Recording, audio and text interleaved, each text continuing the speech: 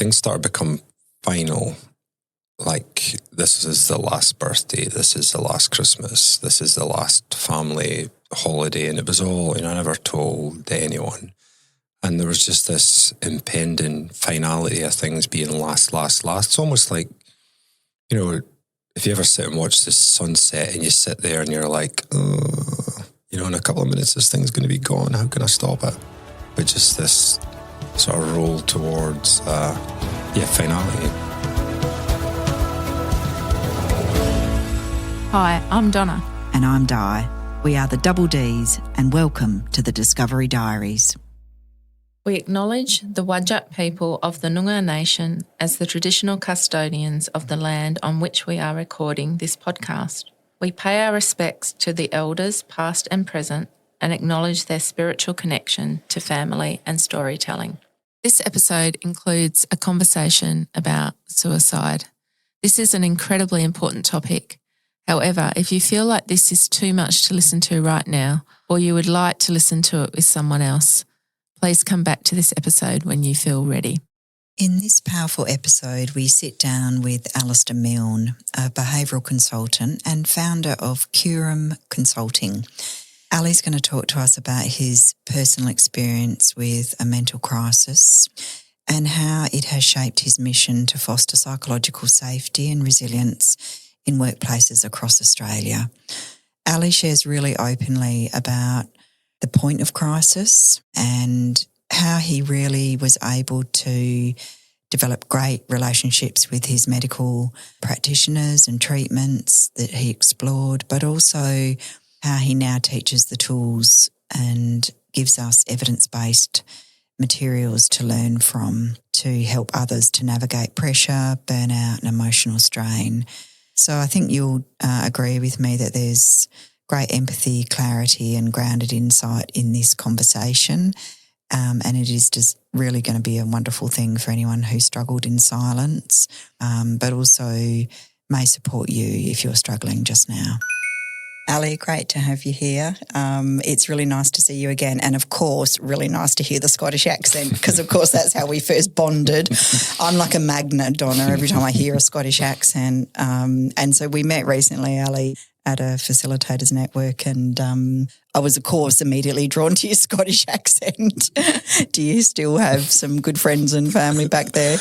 I do. Well, I've actually listened to a couple of the other episodes of the podcast and I did pick this up after we met in terms of your liking for the Scottish accent. So, Facilitators Network came along just to learn some new tips and tricks to help folks out. Yeah. And I guess one of the reasons that, I was also very attracted because you very quickly, we were able to get into a conversation about a bit of your story around mental illness. And so I know that you have got used to sharing that. And so tell us a bit about your journey with mental illness. Yeah, folks will say a journey or a mission, a meander. It would have been, just over 5 years ago now, where it came to a head with crisis, and I was admitted to hospital and spent 3 weeks in hospital. And we can sort of, you can go backwards from that, you can go forwards from it. And in terms of the forwards, you or I thought that just changing jobs would fix everything. And then it becomes quite apparent when you open up more to professionals that there's more work to do in terms of the thinking and things that maybe served you well for years or decades even at times can contribute to being unwell. And in that time since, fantastic support through the Public Health Service, amazing support through the psychologists, through OTs. People forget that OTs can be mental health OTs as well. Absolutely. To support us. When I think other supports from a psychologist has been amazing. She's like, I said to her a couple of months ago, I said, you realise you're my younger version of Miriam Margoyle. You know Miriam Margoyle? Yeah. I said, you realise that? She says, that's such a nice thing to say. And she F's and blinds and all the rest of it and then helps you out. So she sounds like a no-nonsense, tell it to you straight, pretty engaging psychologist. Yeah, trusted auntie and a good trusted auntie or uncle will sort of empathise with you and maybe say the things that react in a way that you wish you could, but then encourage you to how you might find a way yourself. But Ali, can I take you back a bit, because you talked about the word crisis. How did you even know that you'd hit that? You know, I mean, how did you go from being at work one day to being in hospital? I'd been through ups and downs, and the sort of tells were that I would isolate. I'd be looking backwards. I would crave to maybe just see, if I was working away, maybe just see my daughter. I would be a little bit a light sort of thing. And then things started to become final, like this is the last birthday, this is the last Christmas, this is the last family holiday. And it was all, I never told anyone. And there was just this impending finality of things being last. It's almost like, if you ever sit and watch the sunset and you sit there and you're like, in a couple of minutes this thing's going to be gone, how can I stop it? But just this sort of roll towards finality was when I think of the things leading up. Yeah, so that sort of awareness in your own mind that actually everything that you're experiencing was the last time you'd be experiencing it. That's the experiencing side of things. And for me, although I hide it really, really well, is the emotion underneath in terms of just feeling like wanting to cry, and it not necessarily leaking. You can hide behind the sunnies, and I know I see family pictures, and I remember that moment, and I know I've got the sunnies on, and I remember how I was feeling at the time. Yeah, and I guess it's a learned behaviour that that you've kind of got a sense of, I don't want anything to leak out because I've got a family to support. I've got beautiful people around me. Yeah, there's in terms of the, I'll talk often to folks nowadays, I'll talk about the chattering monkey. You always a chattering monkey saying, I don't want to be a burden. I don't want to be a burden. I don't want to be a burden. And you're coming back to my psychologist. It was a couple of years ago now when I went back to her. I think things would be a bit challenging. She says, Ali says, you should have been born in Italy. I says, quite like that. I'd have been Alessandro in Italy. Quite like that. Says, how come? She says, well, you'd have expressed what you're thinking, expressed what you're feeling. You've been born in Italy. You're born in Scotland, in the northeast of Scotland, where we are, just for different reasons. Not that we're hiding anything. We just don't want to lay anything at anybody else's door. We want to deal with our own challenges. We want to be independent, and so the hiding and the masking side of things definitely resonates for me now that I've learned about it. Yeah. And Ali, you're very open about sort of being in crisis, and you had obviously had spent quite a number of days, months, in your words. I won't put words in your mouth, but a significant amount of time where there'd been some pretty, this is the last time sort of thoughts. And who or how did you recognise that actually, this, we're really talking about, I've got plans for suicide here? Yeah. And that's the thing, the thoughts of things being lost then became to the thoughts of not being around.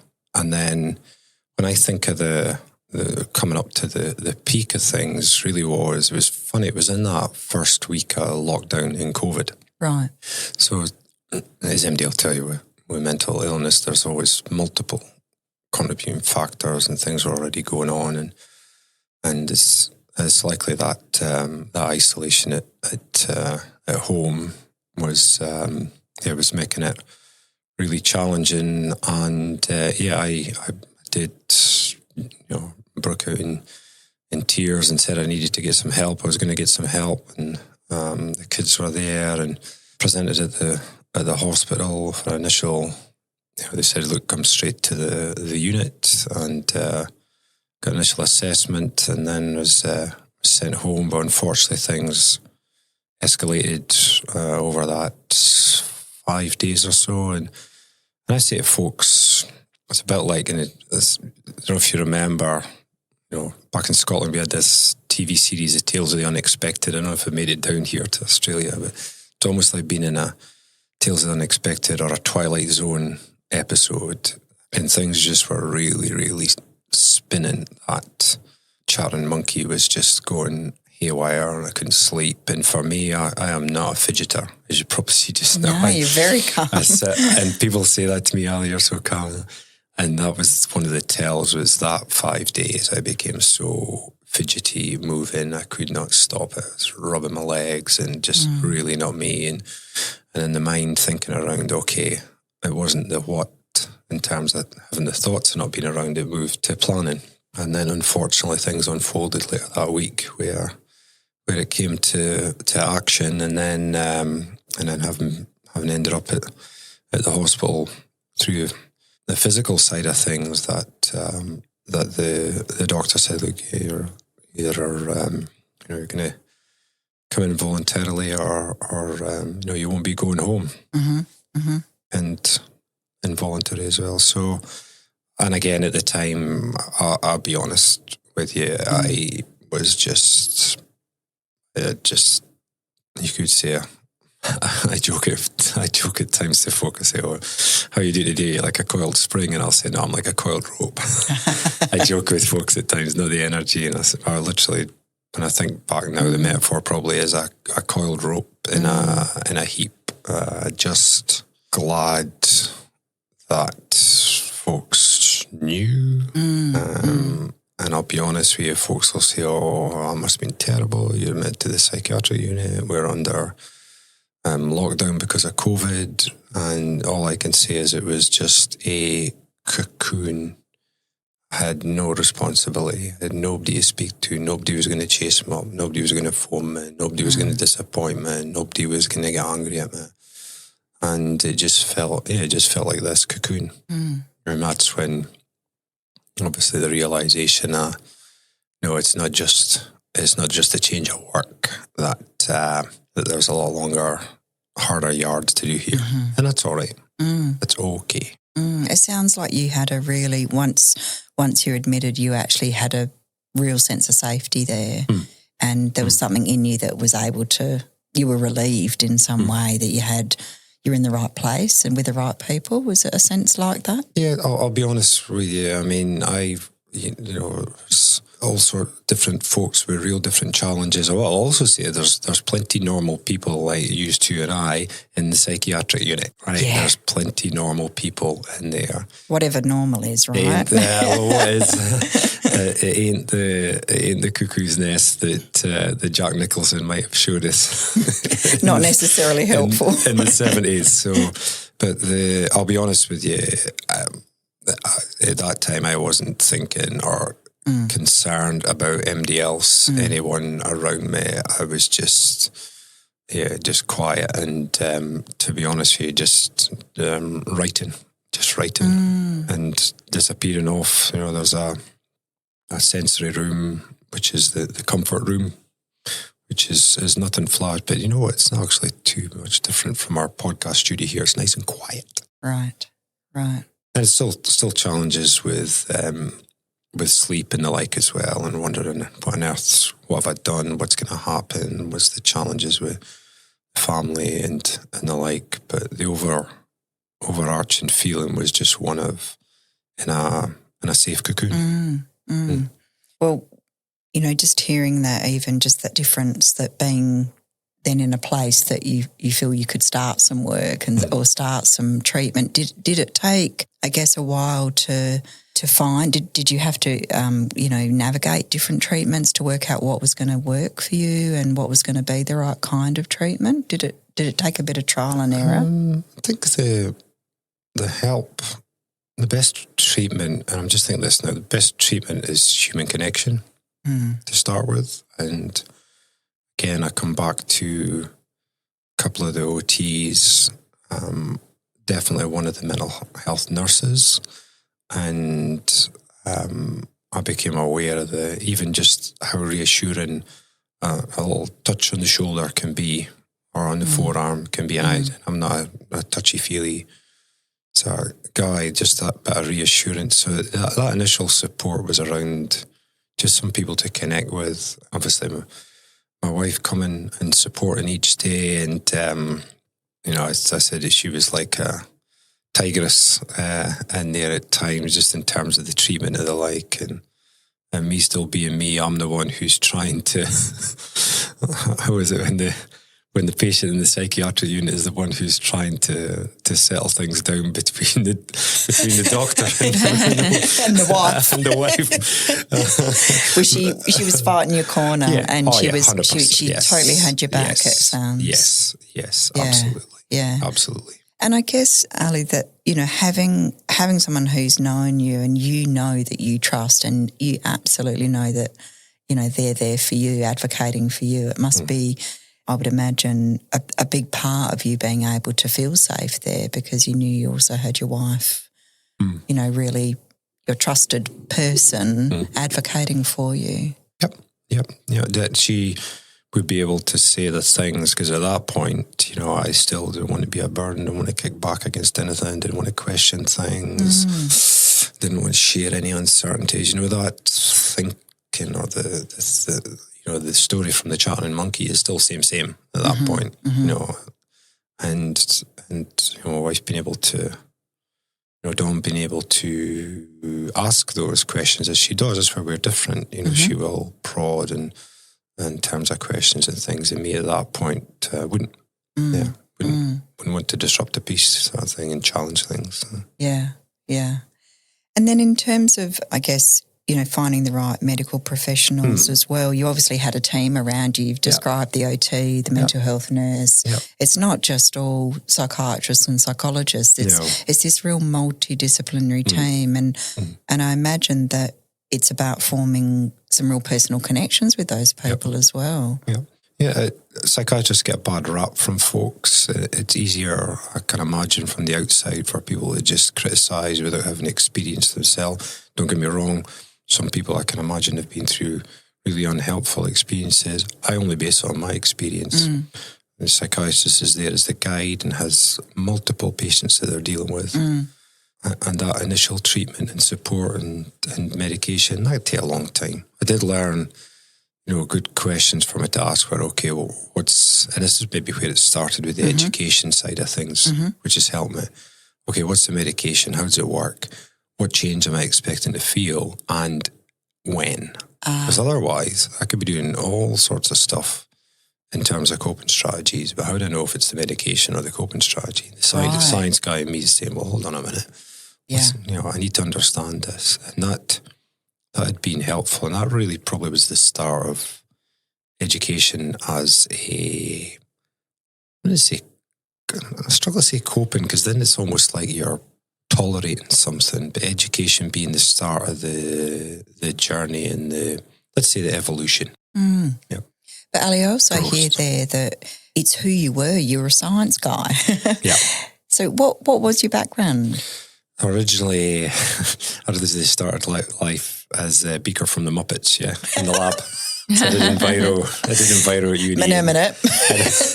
In enviro at uni, analytical chemistry, and worked on the rigs as we do in Scotland from Aberdeen. And then on the rigs, when things would go wrong, I'd get sprayed in crude oil and chemical.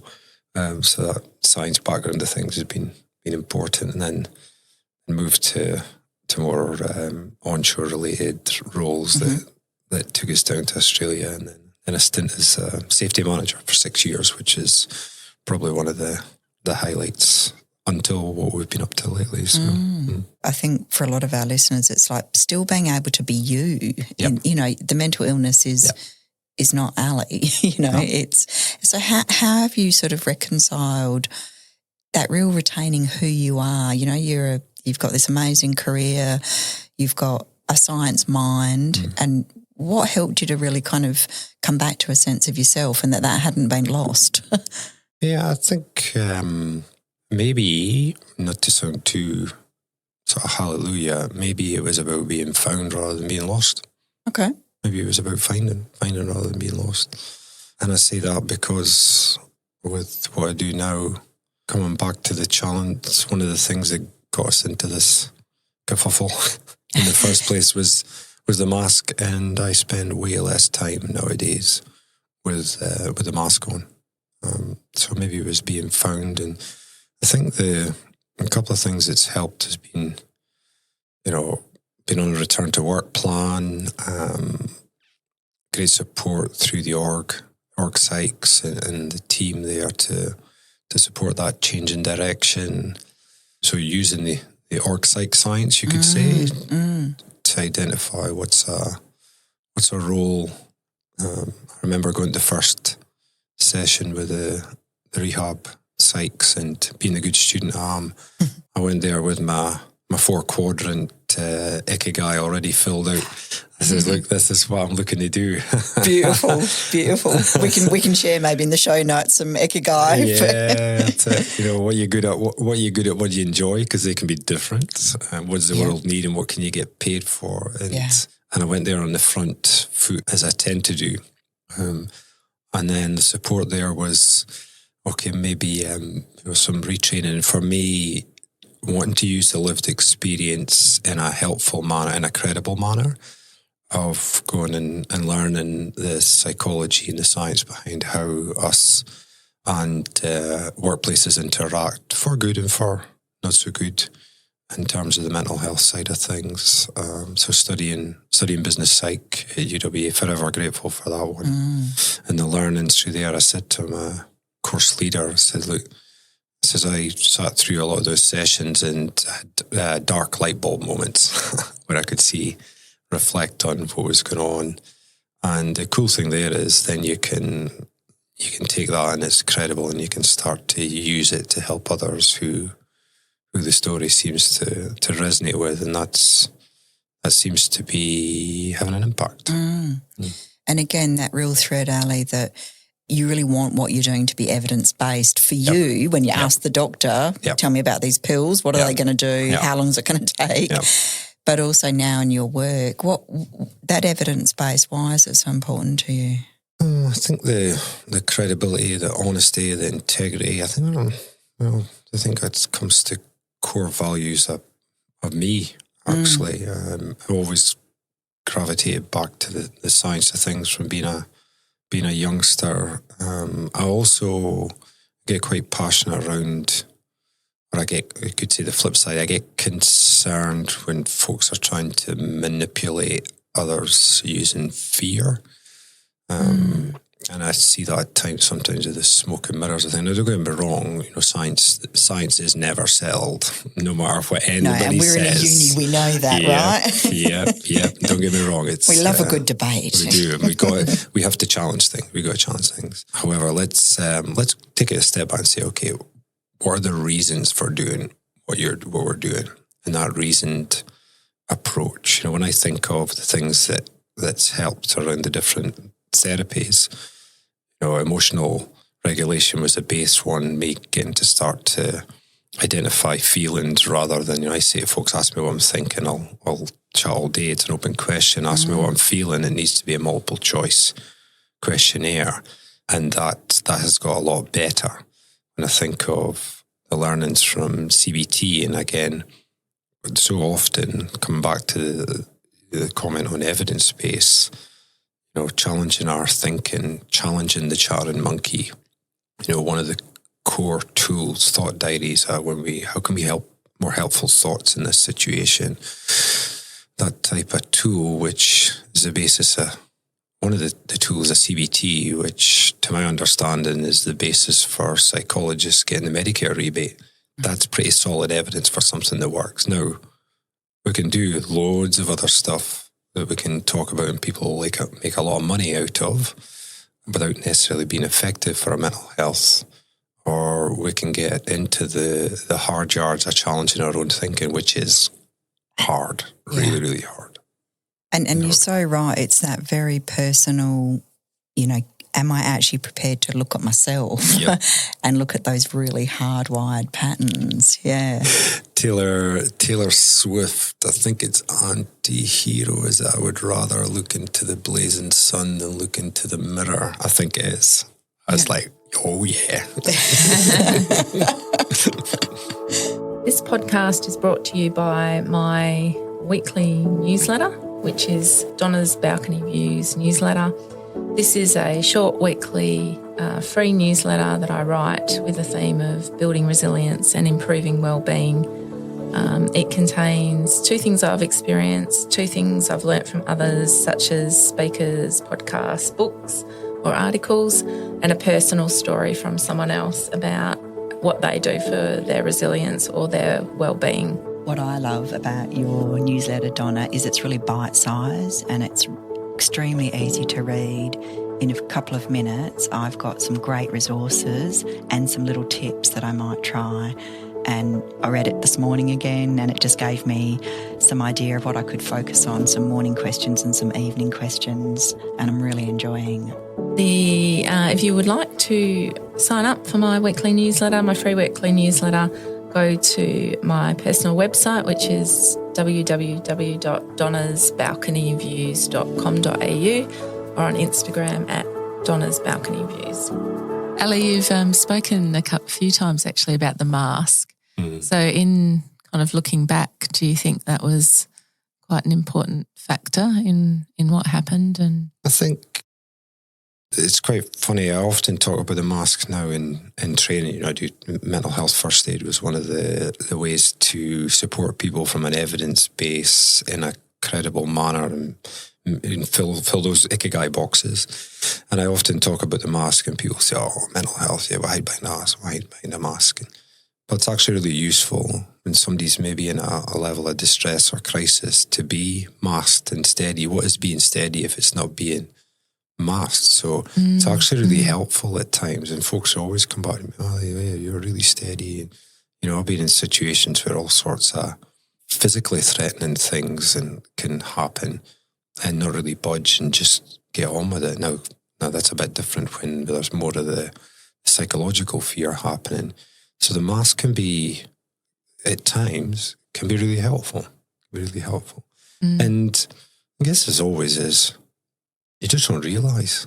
You know, I thought everybody else was in the same level as I was when, you know, up until I was taken into, you know, went into hospital. I thought everybody else was dealing with the same stuff. But again, you don't want to be a burden. Is the narrative that keeps the mask. It keeps the mask on, and that you can develop in the skills to unmask. And guess what? We can unmask, and we can do it in a manner that doesn't necessarily piss people off or make enemies. Allows us to be ourselves, and actually, we've got the right to assert what we might like, think, or need, and that's been hugely empowering. When I think of that from learnings from DBT, so the dialectic behavioural therapy is the one that's helped me, allowed me to become more grey rather than the black and white thinking. And no, you're within your rights to assert about what you might like, rather than not necessarily tell people what you want them to do, but what you might like. That you're allowed to put yourself out there and unmask. And in the time, you know, I'm still working on things. Delivering training courses around, you know, assertiveness and the like. And folks will say to me, I'll ask for a role model. Oh, you're so assertive, this and that. I'm like, yeah, I had to go to therapy to learn this stuff. Don't wait till you're my age to do this stuff. But also, what it means is this stuff is credible. This stuff that we are teaching, that we're learning, these skills, these things that we're looking to do in terms of unmask, these are credible. So being able to unmask, and I tell you what, the impact in terms of a self-esteem, these little micro hits of self-esteem by a little one-off or, you know, little drip feeds of going and at times just being able to assert what you might like. No, that maybe folks might come back and, oh, golly, that's not quite possible, but I see where you're coming from. Okay, that's all cool. That's fine. But rather than version 1.0 Ali that would have tried to concoct some Machiavellian plan of dropping emails and passive hints and this and that, and thought, oh, maybe if this person talks to that person, and maybe if I do this and this and this, then the stars align. And not doing that, but then by being able to assert what we might like, irrespective of whether we get it or not, really has helped boost the self-esteem. So it's a really lovely little 3 things: what I might like, what I might feel, what I might need. No. But we're not often taught that, right? We're not resourced or taught that. And it seems like such a fundamental human thing that we would know what we would like, what we feel and what we need. And yet, and Nellie, I want to, what does the evidence show for men particularly? Because you spend a lot of your business world speaking with men. Yeah, just on that, I'm for everyone. To be clear, sure. with that one, I made this commitment right from the start. There are folks, there are guys who will say they're just working with guys. For me, what's most important is, and I just put it in a LinkedIn post yesterday after doing men's health week sessions, is there are key beliefs, stories, narratives that we buy into as men, and that women buy into as well about men. There are barriers to men seeking help. And here's the thing is, the person who is most able to help is the person who is aware of and can empathise with these beliefs and these barriers, irrespective of their sex. Doesn't matter. And I am more about the understanding the beliefs and the barriers than saying that only guys can talk to guys. So when I think of the challenges, and it resonated with me just last week, I spent the week talking 11 sessions talking about men's mental health and not wanting to be a burden, being the provider. I come as a man. I come last behind the dog. Was one of the comments which I loved. I'm the fixer.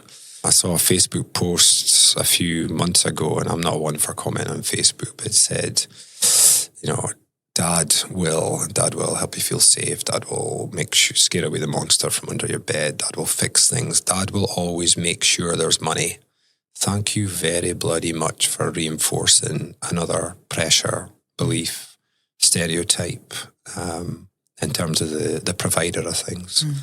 So again, it's really important to me to, irrespective of, gender, sexuality, all the different labels we try and put on ourselves and others. I am hugely passionate around busting the labels. And thanks for clarifying that, because what you're really using your work is to look at resilience tools that work for people. For people. I'm human. Human.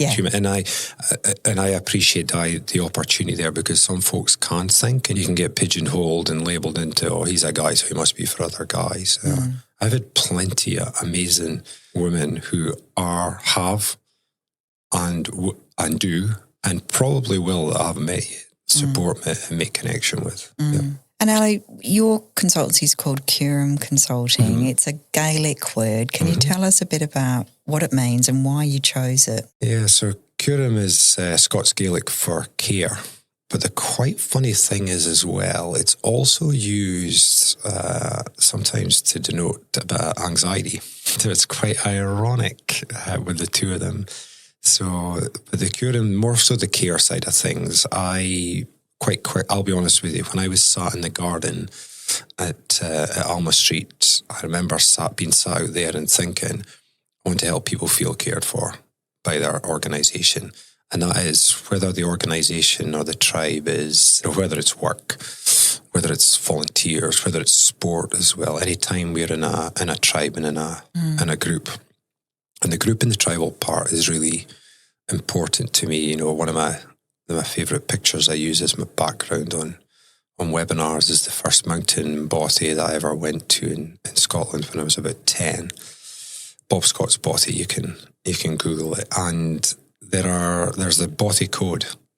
And one part of the bothy code is And, bothies are mountain huts in Scotland. And one part of the mountain code is everybody gets in. Nobody gets left outside. Because literally in winter, people could die out there. So what happens is, if people show up, you can't book a bothy. You can't go in there with a group of more than 6. So you can't just come in and say, right, we're going to claim this territory, and we can't get all bloody tribal and go greedy. So people come in and we budge up, and then generally what happens in my experience is I remember trudged through one evening with a couple of mates to it. And we rocked up. We'd pulled a sled with some coal on it, and we took some whiskey in it as well. And it actually mandatory in Scotland. Been slow in, yeah. It's a blood thinner. And we pulled the sled up, and it was snowing. It was crisp white. You didn't need a torch or anything because they're just an amazing lightness. We pulled up to that bothy, and we come in. There was a guy there with his dog and a case of Tennent's Lager, if you're from Scotland, looking at a thermometer, and it was 28 degrees. He says, I think we need to open the window. And there was another couple of folks, foreign folks, who were backpacking. So the second part there is you're just made to feel comfortable. Mm-hmm. Everybody gets in. You're made to, people do what they can to make you feel comfortable. And that's where my focus on creating safe, psychologically safer spaces. So as in, I feel I can express my thoughts, beliefs, feelings without a fear of repercussion. So it touches on mental health, but it's not just about mental health. It is also about physical, safety and incidents and even financial scandals. And it came from a medical background, actually, where nurses didn't feel that they could speak up to surgeons. So it does support mental health, but it's not just about mental health. And that touches to my safety background and oil and gas background. Ali, if you were asked to come into an organisation where there was, kind of the whole organisation had been living in fear, and I suppose the whole group didn't feel psychologically safe, how would you go about what sort of advice, and how would you go about working with such a group? Yeah, the steps and... again, coming to an evidence base, I learned about Amy Edmondson and her work on psychological safety when I was studying. And this really resonated with me because I was going through group therapy and watching OTs and psychologists create safe spaces in the clinical setting. And I thought, you're right on the money here. How are you managing to read me? How are you managing to get beneath my mask? So I learned about psychological safety there, and then did a certification last year based on Edmondson's work directly. And we put in the show notes, the book is the Fearless Organisation. And the first step is understanding the context. So what's been going on for the team? What's some of the things that's likely causing stresses, but also what's some of the wins, and asking the leader for a sense of how the team's going. Next up then is a heads up with the team around, okay, what is this and what is it not? It's anonymous, it's some questions. We're going to facilitate a discussion to get the team talking about the team. Often we'll get team meetings and we'll talk about clients, operations, budgets, safety, all sorts of good work stuff, which we need to. Don't get me wrong, we need to. But we're going to have some time to get the team talking about the team. So your voice would be really greatly appreciated in terms of answering 7 questions. And then from our 7 questions, we look at 4 domains, basically. So what does it mean in terms of psychological safety? How open do we feel the conversations are? Are we beating around the bush, or can we talk about the tough stuff? Do I feel that folks are going to be willing to help if I ask for help, or am I going to get crickets? I'm going to get left alone. I might get responses like, I don't have the bandwidth to help you, Ali. That's not in my wheelhouse. Mm-hmm. How will it go if I make some mistakes? If I make some mistakes along the way, will it be held against me? Will I get told, you should have seen that coming. What am I paying you for? Are you making, your high maintenance and all these sorts of... And it can be the subtlest reactions that impact it. And then in the last part, and this brings me back to the bothy analogy, the mountain bothy analogy, is diversity and inclusion. So for all the ways that we are different, we still feel included as part of the tribe. And then we facilitate a discussion with the team. Okay, what are we doing? as a team, what are we doing that's helping and hindering across these 4 domains? We're not here to seek out who the people are at the extremes of things. What are the things that are important to you in terms of the group, feeling that you can have open conversations, and what's some of the things we're doing that maybe trip ourselves up against that? And so again, facilitate the team, talking about the team, and we've got further supports, evidence-based supports in each of those 4 domains to help out based on some good solid text as well. So that's the level of support in terms of the psychological safety or the Fearless Teams program. And so you have a lot of find you have a lot of demand in that area? It's still growing just now because I did my pilot with UWA, and then I had a run just recently with Altrad as well. So it's something that people are talking about, saying it's great. My only challenge there is that we're maybe thinking it's only for negative teams, that people are maybe just considering that this is only a negative HR intervention. It means there's a challenge. It means my team is not functioning. Whereas this is about just any teams where we feel that we're not hearing ideas even. This could be an innovation team where we just feel that we'd like to get more innovation out of things. So I can imagine it's a bit like coming back to me not knowing I had an illness or a mental health challenge. I just didn't know, and chances are I didn't want to be a burner, want to work on it.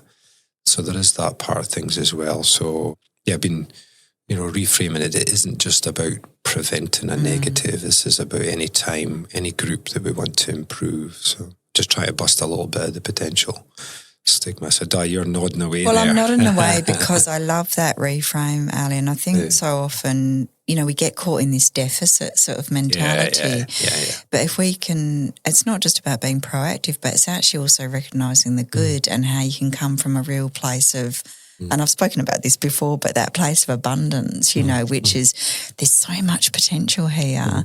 How do we really leverage that, whatever the fancy word is? But I love the way that you're thinking about psychological safety just from such a positive starting point to really innovate, to really create, to, which is all that beautiful capacity that we know humans have and diverse teams, right? Yeah. But yeah, so I really, really hope that flies for you in terms of not just thinking about it from a deficit lens. Yeah, definitely. It's learning, and any team where we want to learn, grow, develop as well. But Ali, I'd love to, as we close, sort of what bringing it back to you, just if someone's listening and they're really in struggle, what would you say, have really been the things that with your illness have really supported you and continue to support you and either keep you well or allow you to know when you're not so well? I think one of the practical ones is the relationship with the GP. My GP has been amazing. Remember, GP is GP, not mental health professional. And he's been learning as we've been going along with this. So the relationship with the GP and being quick to go back now.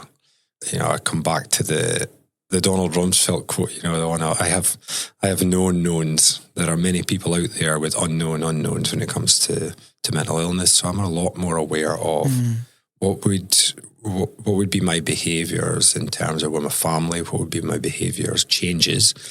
I should say behaviour changes with family, with work, and with socially. So become aware of your signs and symptoms of being under stress. What would your family see? What would your work colleagues see? What would the maybe your friends see or not see? It might be absence, it could be isolation as well. So become aware of your own signs. That's been really helpful. I think the education, as I said earlier, learning, and I know I'm not the only one with this, is learning about the conditions, learning about not necessarily, people, I get concerned with people say, we're doing this because of the neuroscience. Folks at times will, I'm no neuroscientist, but people are jumping a little quick to just use maybe scientism with things. The hard yards in terms of learning, therapy is learning. Learning is therapy. it's same. Go watch Stutz on Netflix. Bust the stigma. Right. Okay, I haven't heard that one. Stutz is Jonah Hill with his psychologist, and he busts some of the stigma around therapy. So to me, therapy and learning are same. The connection, so the connection with other people, or sort of realising that you don't, it ain't an individual game. I know I used to, and sometimes I even still joke and say that the teamwork's overrated, the great white shark, the golden eagle, the brown bear. You don't see them working in teams. They're all on their own. How I used to say that, and now I've realised that, okay, sometimes we fly solo, but more often we're in the pack. We need to be in the group, and fostering that social network. And then there's practical things. There's honestly practical things like going doing some tidying up. Right? Go and do some tidying up. Distraction. I love that we're giving back to the podcast community. I never listened to podcasts before I was unwell, but listening to two people talking on a podcast about whatever topic, it distracts me. So, or I should say, it distracts the chatting monkey. It doesn't have to be about mental health or anything like that. I often listen to history podcasts and the like. Just on that tidying up one, because I've got a psychiatrist now. Yeah, she talks a lot about that. If you're feeling really down, to even if you tidy up one drawer or something like that, because it distracts you, but it also gives you a sense of accomplishment, something you're in control of. You can clean out that drawer and feel quite good about it and stuff like that. Agency. So, I never would have thought that tidying up would be a good mental health thing before she mentioned it. And people jump to, I like to bust the labels, and people go, you put structure in order, you must be OCD and that. And that is a term that is being used stigmatically in terms of, and I'd encourage folks just to, be aware if you're doing that. Because, like you said, it gives us some agency. Mundane task focus is the term I came to learn. There we go. Tidying up. Yeah, mundane task focus. And it can be really simple things. But you're seeing your impact on something external. I did that. Agency as well. So now and again, we'll go to be doing that. And then, I will say again to us that ability to check in, and the mind reading thing's quite funny, is that we think we can read others' minds, but we expect others to read ours, right? And I will come back to the asserting. I was saying, look, just give me 5 minutes. I'm a bit rabbit in the headlights, finding ways to express what you're experiencing in a helpful manner. And this does come back to expressing ourselves and not so much assertiveness, but just expressing.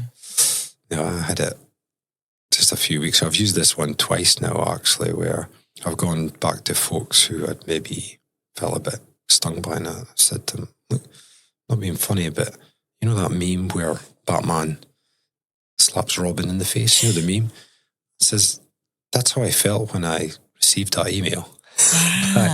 And a way of expressing what I'm been feeling, whereas before I may have got angry or passive aggressive or would have bumbled around, and been able to express it with a bit of humanity and a bit of humour. So humour, I guess, is my other one, as well as music lyrics, laughing at yourself, not putting other people down. MD comes into my classes knows that's not humour. Self-deprecating, maybe a wee bit, but even memes are helpful mental tool. Totally. I didn't know that. It's a way of expressing emotion. Yeah. It's a way of expressing things. But also it's like the analogy or a metaphor. It speaks volumes, right? That words sometimes can't get to. And that's how I felt. Again, not some of the memes that are putting people down, but this is how I was feeling. So finding ways to express in a humorous way, or even music lyrics, another one. Well, Taylor Swift has been mentioned, so that will definitely be in the show notes. Absolutely. Yeah. Well, we've certainly appreciated you just sharing candidly. Really love the Walker shortbread as well. Ali bought in. Yeah, it's really fantastic. Thank you so much. And I've written down quite a few notes. So, for individuals as well as for teams and groups. And, thank you so much for coming in today. No problem at all. Thanks for having me. So, Donna, it was great for me to hear a Scottish accent again and to hear Ali's very personal story, and of course for him to talk about things like bothies in Scotland. But when we were chatting to Ali afterwards, of course, he was also telling us all sorts of other ways that he really looks after himself, one of which is awe. Yes, and he talked about a book called The Power of Awe. And I've actually written about that in my newsletter because it's basically when you look for moments of awe. So it might be a sunset, a sunrise, or seeing the stars or a full moon. And he also talked about it in when he does the acknowledgement of country. Yeah. He talks about how the places for him that are special are mountains, the mountains in Scotland. And for sort of Indigenous people, they often have a special place that they feel very close to as well. Yeah. Well, there's so much in this episode in terms of tools, but also just hearing somebody who in mental crisis and hearing about, you know, that really lived experience of an illness coming to a head. So I think it's going to be quite a powerful listen. Absolutely. It was, really, I learnt a lot as well, and especially about the power of memes and how good they are. Oh, yeah, and Taylor Swift. Absolutely.